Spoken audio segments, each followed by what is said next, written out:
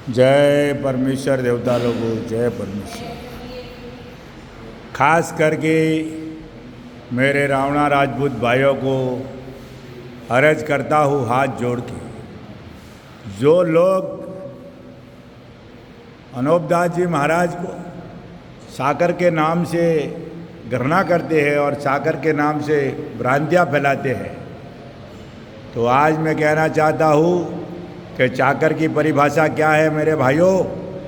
अनोपदास जी महाराज ने लिखा है कि शनिश्चर जात का तेली था, उसी तरह से मैं जात का चाकर हूँ। सो रावणा राजपूत भाइयों ने किताब तो पढ़ी नहीं और इस नाम से घृणा करते हैं। ये कोई नाम किसी की जात बिरादरी की चाकरी करने का नहीं है मेरे भाइयों। ये चाकर जो अनोपदास जी ने जात रखी है और वो चाकर की ओर में अकेले नहीं है, तो वो है इस कुदरत के बगीचे को, इस परमेश्वर की रचना को, इस परमेश्वर के बनाए हुए बगीचे को बचाने का बीड़ा अगर किसने उठाया है तो वो अनोपदास जी महाराज ने उठाया है। तो चाकर का मतलब होता है कि इस परमेश्वर कुदरत के बगीचे को बचाने का और निस्वार्थ सेवा करने का। नौकर तो पैसा लेता है, चाकर फ्री में ये काम करता है। तो अनोपदास जी महाराज से जो घृणा करते हैं, जो चाकर के नाम से ये लोग घृणा करते हैं, तो उनको कहना चाहता हूँ मेरे भाइयों, अनोपदास जी महाराज ने जो चाकर शब्द लिखा है वो पूरे परमेश्वर के बगीचे को बचाने का बीड़ा उठाया है, उसे कहते हैं चाकर। कोई जाति ये वो तो हमारे भाई थे, हमने अगर बड़े भाई का हुक्म का पालन किया है तो चाकर कैसे बन गया? आखिर तो हम भाई थे ना। तो मेरे भाइयों जरा ख्याल करो, रावणा राजपूत करके खास करके चाकर वो है जो इस कुदरत के बगीचे को बचाने का बीड़ा उठाया है। हमने कोई समाज की चाकरी नहीं की है कि समाज के चाकरी से नहीं, ये तो हमारे ऊपर एक अबोक लगा दिया है भाइयों। इसके लिए इस किताब को एक बार पढ़ना जरूरी है और खास करके रावणा राजपूत समाज के भाइयों से कहता हूँ और युवा पीढ़ी से कहता हूँ कि एक बार इस किताब जगत हितकारिणी को जरूर पढ़े, ओरिजिनल किताब, और पढ़कर फिर ख्याल करे।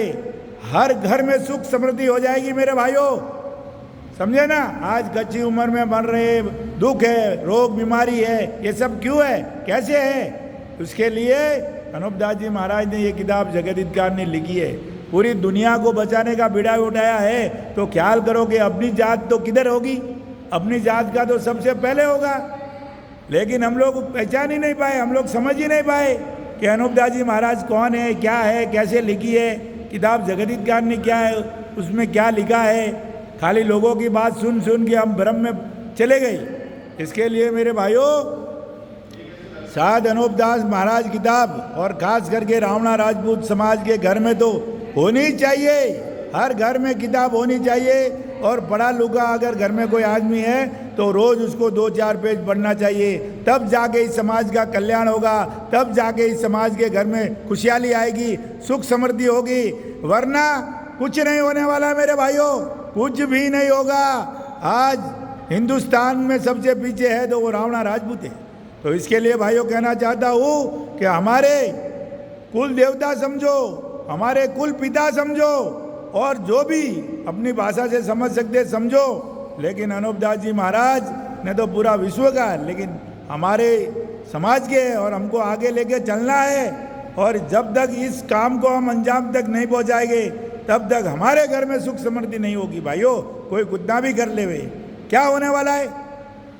मंच तक हम लोग हाँ हाँ गर्व से कहो, गर्व से कहो, मन से उतर गए, सब अपने अपने रास्ते लग जाता है। जैसे एक चौपाया रहता है, सुबह हजारों गायों को चराता है, सब गाय उसकी होती है, लेकिन रात को गाय अपने अपने घर पे चली जाती है और वो डंडा पकड़ के अपने घर पे आके अकेला सोता है। तो ऐसा हाल हो जाता है मेरे भाइयों। इसके लिए मैं कहना चाहता हूँ कि अनोपदास जी महाराज की किताब जगत हितकारिणी रावणा राजपूत के घर पे होनी चाहिए और सबको ये किताब पढ़नी चाहिए। जब तक ये किताब नहीं पढ़ोगे, जब तक इस समाज का उद्धार नहीं होगा। और अनोपदास जी महाराज ने तो पूरी दुनिया को बचाने का बीड़ा उठाया है।